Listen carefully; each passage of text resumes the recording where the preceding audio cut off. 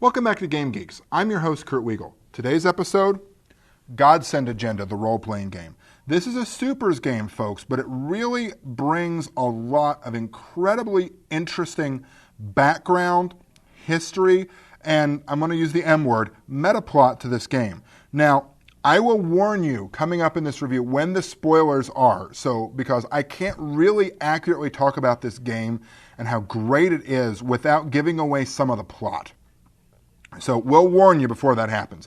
Let's talk about engine first. This is a supers game that uses the venerable D6 engine. This is the engine that first saw the light of day in the very first, and in my opinion, best Star Wars role-playing game, the D6 game.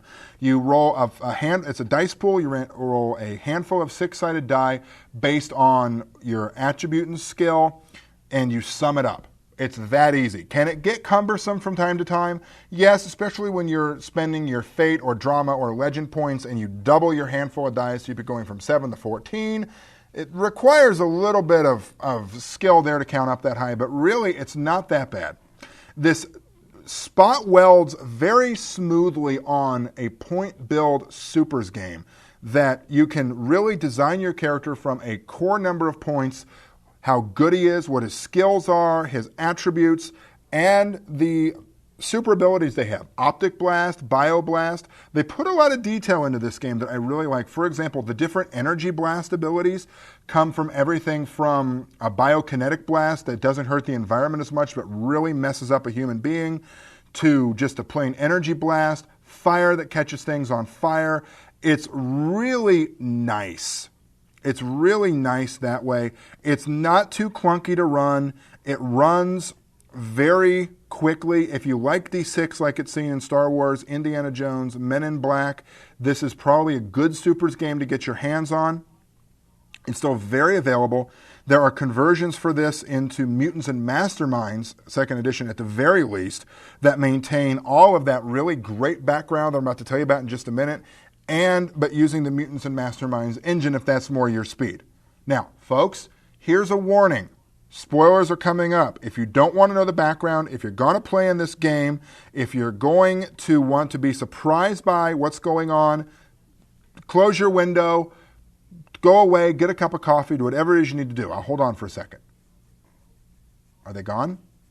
Okay, good. Folks, background-wise, this is amazing. This supposes that there are two alien races that have been trapped on Earth and competing over it for millennia, and that they are sort of the proto-superpowered beings, and they're gods. They are the gods of mythology. They are the monsters of mythology. This brings in Atlanteans that were here, that were sort of up and coming and understanding things before the rest of the beings came. This supposes that in 2012, which is a very common number for the world ending if you're paying attention, in 2012, one of these alien races has a colony ship coming to Earth that's going to take over and destroy everything.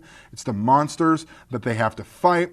There are angels built into this. It brings in almost every principal myth cycle. For example, Lucifer in this is just one of these alien races that didn't like the common rule that they had, fled. They got trapped on Earth. It is a great background. It is, to be honest with you, one of the most richly detailed supers backgrounds that I have run into in terms of who's out there, the different power groups, what their general powers are, why there are people who just spontaneously manifest powers, but they tend to die by the time they get into their 20s or God help them, up to 30, that they're basically genetically engineered from the Atlanteans generations before. I warned you they're spoilers, folks, so stop complaining. I gave you plenty of time to close the window.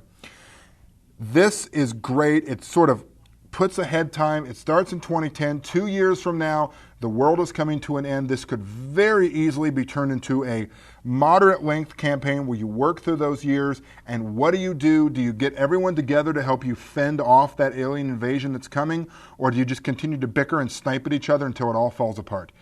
Get your hands on this game, ladies and gentlemen, if you like a supers game with a really richly detailed plot background that isn't mired in years and years and decades of history like DC and Marvel are.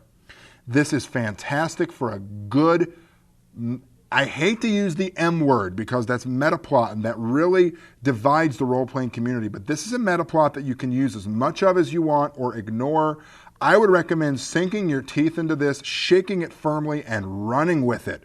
It's that interesting. I really like this game. This is well on its way to becoming my favorite Supers game because the engine is understandable, it's not so cumbersome that you can't use it, and the background is just that cool. If you have any questions or comments, feel free to email us at knweagle@yahoo.com. For Game Geeks, I'm your host, Kurt Weagle. Good day and good gaming.